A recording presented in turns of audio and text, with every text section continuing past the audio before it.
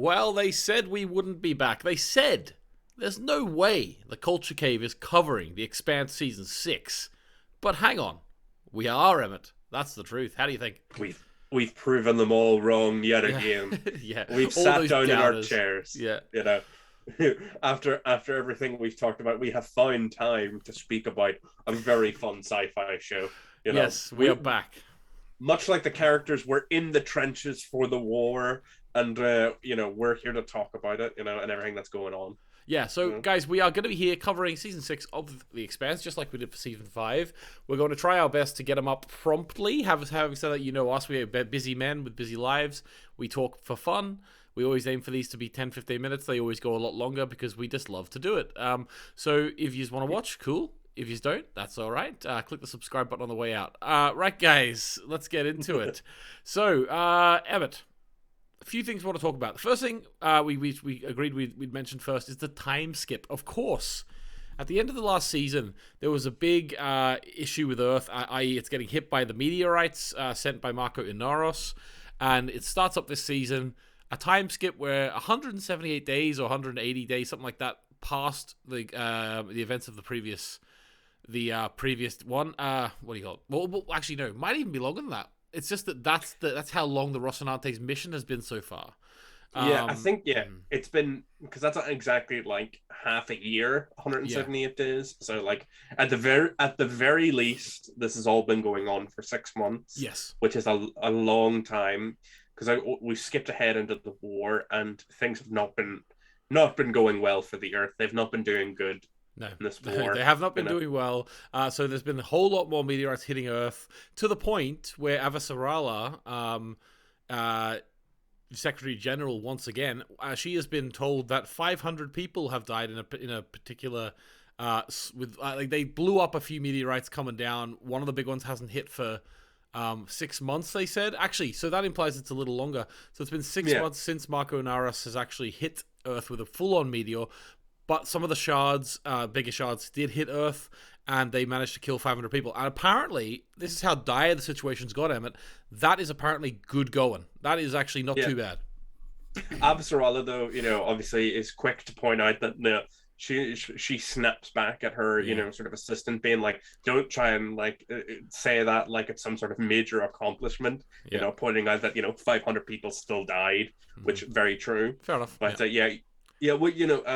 but it just shows you how like everyone else is becoming jaded very quickly, where it's like, oh yeah, well, it's only 500 people this time.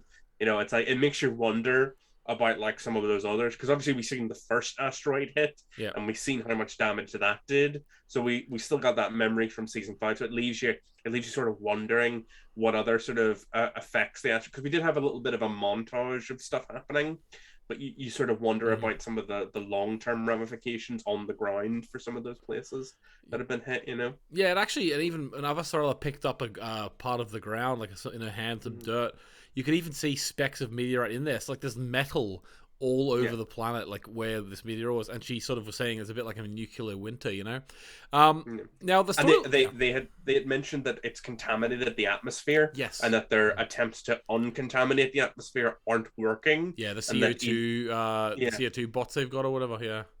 Yeah, so it's like it's not working. So like even when they stop the asteroids, they're still slowly being killed by this attack by Marcos and the Free Navy, Yep, exactly. And so Avastarella isn't doing too well at the minute. She's stressed out.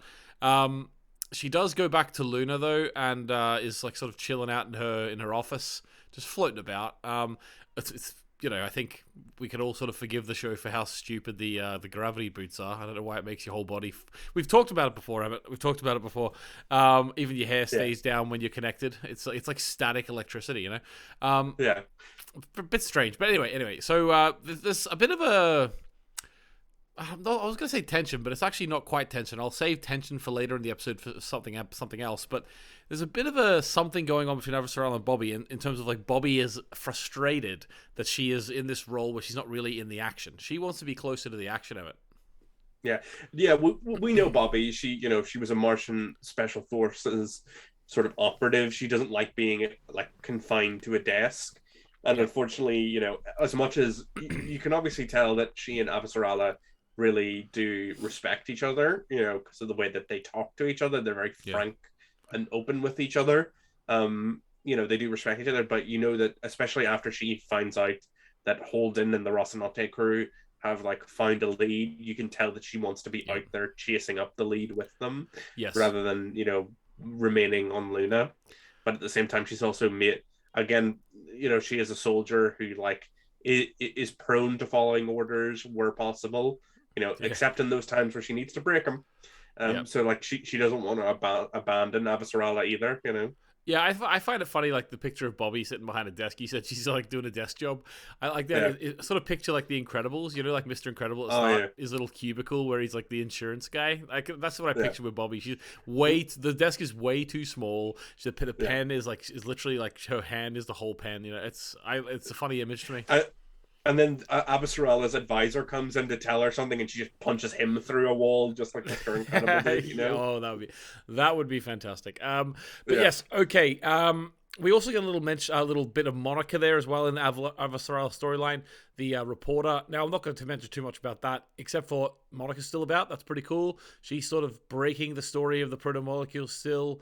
So we'll wait and see what happens with her. Maybe whether she'll get tangled up in the main storyline again, or whether she'll just be there as a nuisance to Avastarella.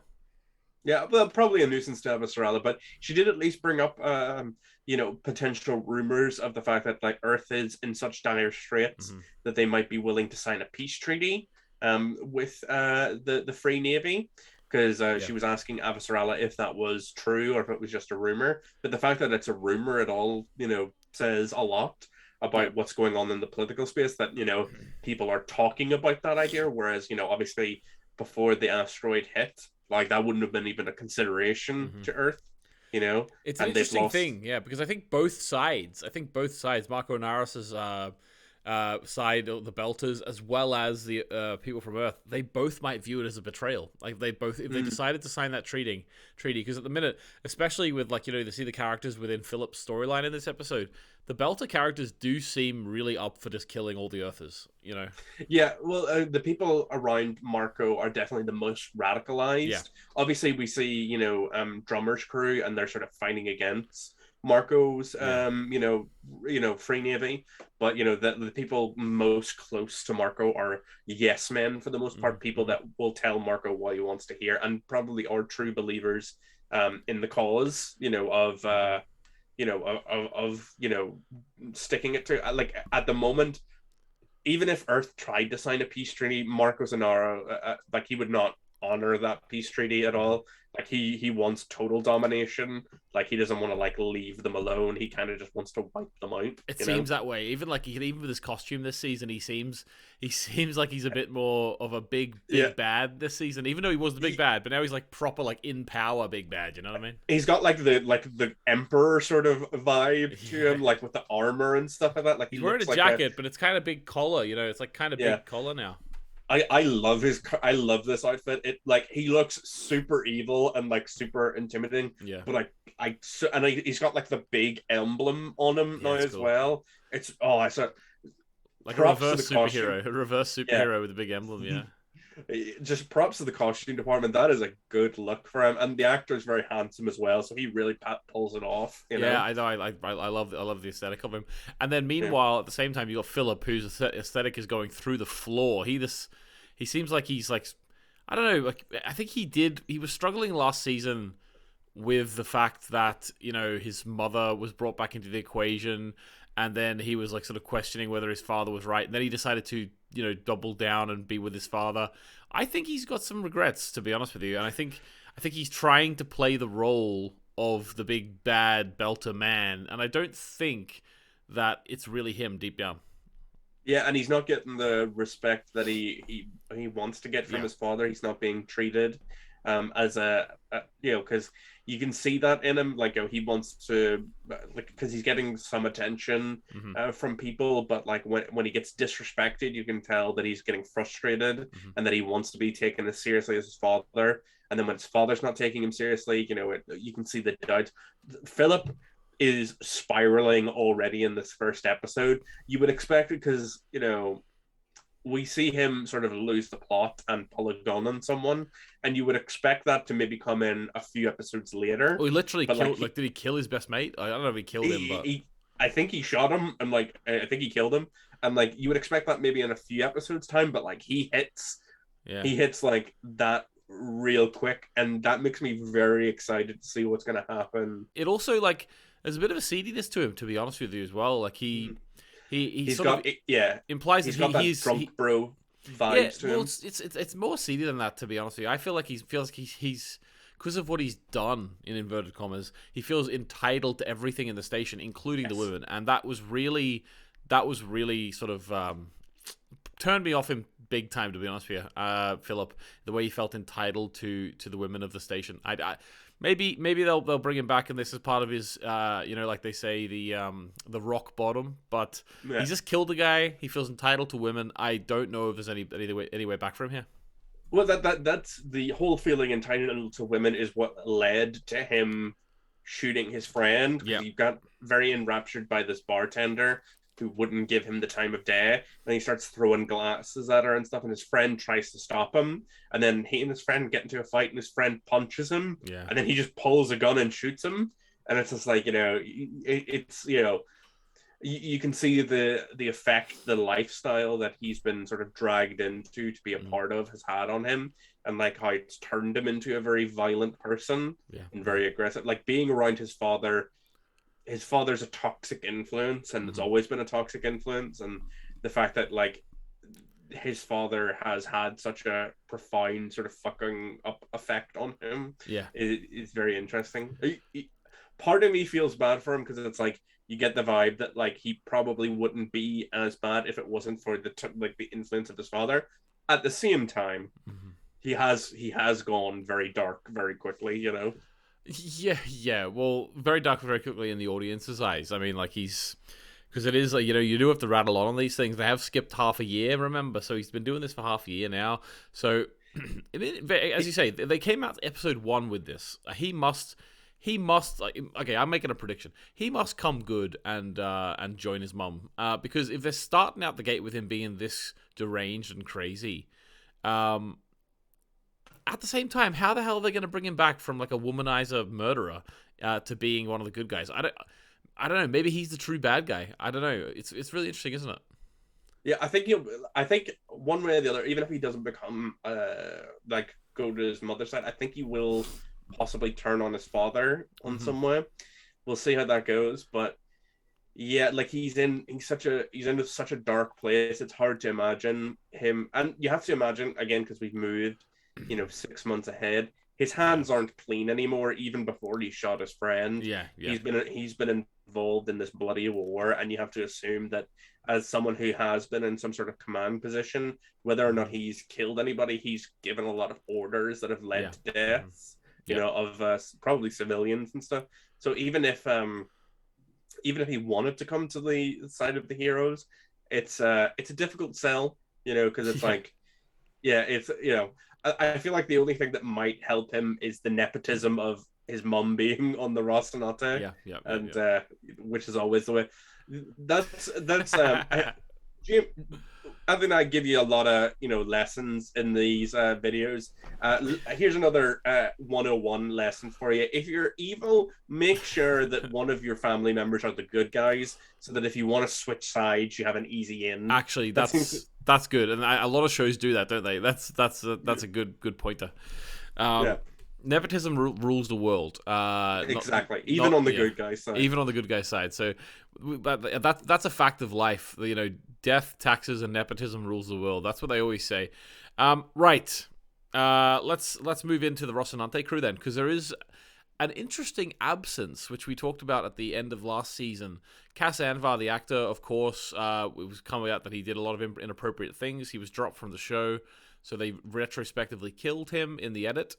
Now, I think it's a blessing in disguise that they've moved forward 6 months. It might even be part of the reason why they did move forward so long, because it makes sense to not show us the initial grieving of them, and obviously it's still there. It is still there, but it's probably best not to depict the full-on grieving for a man who was so inappropriate that he had to leave the show. Probably, even though it's the character we're talking about, and I like that they're still mentioning the character because the character didn't do anything wrong.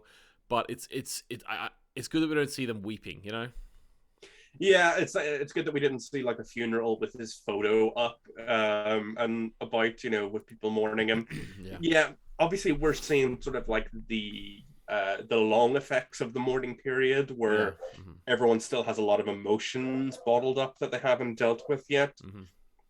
And it's starting to come out in places. But yeah, it's a shame that his actor was a bit of an asshole and did all this terrible stuff, because the character was a very engaging one and had a lot of interesting stuff going on. But at least they are sort of working it in a way that, like, the mourning of him and the loss of him is having an effect on the other characters without necessarily, you know, needlessly showing the face of the actor who did terrible things. Like, we did have a few wee scenes of, like, you know, Emma like looking, or Timmy, our good friend Timmy, looking at the little plaque which had you know, the Rocinante plaque, where it's like you know, the legitimate crew. Salvage, with their names on it. You know, so we're like, there's little moments like that, and there's obviously a lot of tension about the new member of the crew, Clarissa. Clarissa. Peaches, and the fact that Amos wants to keep her around, but Naomi doesn't. And, you know, the undercurrent is part of it. Like, the top bit of it is they don't trust Clarissa for all the terrible things that she did. I think the undercurrent of it is, you know, they're all still not over Alex's death. And like, that's having a negative impact on all their relationships, and also like the war on top of that, you know. So like, we see like Naomi and Amos like really having a falling out at there, you know. Yeah, like there's a lot of tension in a lot of areas of this, and I suppose it makes sense because this is like the final season of The Expanse. Actually, we didn't mention. Yes. Now, I actually wanted to say something. Back whenever we were doing season 5, people were saying in the comments that it's kind of like 3 trilogies, the books, and this is the second trilogy we're in. Now, it's interesting that they're stopping after this, so there must have been a natural stopping point in the books. So anyone in the comments, let us know why are they stopping here? It'd be interesting to know. But also, I think from what I remember of the comment section, what they had sort of mentioned is there's a bit of a time skip between the second and third trilogy. So I think it's like, you know, again, I could be remembering this entirely wrong, but again, correct me if I am wrong in the comments there. But I think there is like a considerable time skip, like as in we maybe start focusing on like other characters, you know, really? Maybe some of the, like, you know. So I think that might be it a little bit. Okay, that's interesting. So this is kind of these characters finish even in the books potentially. Okay, well that's interesting to know. Well, but what I will say is people were saying, because in season 5, I think, or season 4 anyway, we were saying with season 4 when we gave our review of that, it was a little bit slow, and then it was setting things up. Season 5 was definitely better and faster paced, but I always said season 3 was my favorite season. And that's and everyone said in the comments that season 6 is like season 3 because it's a culmination of this trilogy. So I'm really interested to see how this gets on, because I'm expecting big things based on what people said in the comments. Apparently, season 6 was going to be the next big one after season 3. Do you think it's a strong start, Emmett, overall? Well, I think they have a lot to set up in this episode. I wish they'd sort of done what they'd done in a couple other seasons, where maybe they'd given us more than one episode to begin the season with, just to sort of get us really into it. But I think from all the plot points and stuff that they're already bringing up, I think there's a lot that's going to be real interesting to dig into. I feel like we've got a lot of really good meaty character stuff coming up, and that's sort of what I'm excited for. Like, I'm almost like, it's funny because we like barely even talk about the gate in the first episode. You know, all those other planets that we can potentially go and visit. Well, you know what we didn't talk about? The opening scene with all the different aliens. Oh yeah, the weird. Completely forgot about that, actually, because we just went back into the normal story. Yeah, it's like a little montage of weird alien stuff. Planet and 2. And then yeah, the little sequence that seemed like it was ripped right out of Jurassic Park: The Lost World. Yeah. I thought that little girl was going to get eaten by the Oh, little tiny thing. honestly, I agree. I thought that was going to happen. I thought that was going to be like, I didn't even think it was going to be like a dog thing. I thought it was going to come out and it was going to be like the head of a big snake or something. Yeah, or like a land version of an anglerfish where it lures you in with like a little soft thing, Yeah, and then like a big mouth opens up. Yeah, that would have been. I obviously, secrets of filmmaking. Generally speaking, if they're doing it right, they never just show you something if it has no relevance. So obviously, that's going to play a part in something. Hopefully, it's just it's very mysterious. So yeah, obviously, first episode, it's hard to make judgments for the whole season, but there is a lot of great plot elements that are coming up, and we've been with these people from the start of the ride, and I'm really excited to see the end of it. I agree with you 100%, Emmett. Well, thanks very much, guys. If you want to get involved with the conversation, comment down below. If there's something interesting or a question you want to ask us, maybe we'll include it in the next episode. We'll be back next week at some point to cover episode 2. Until then, subscribe to the channel, like the video if you enjoyed what we're talking about here, and we'll catch you next time. See you later, guys. Bye.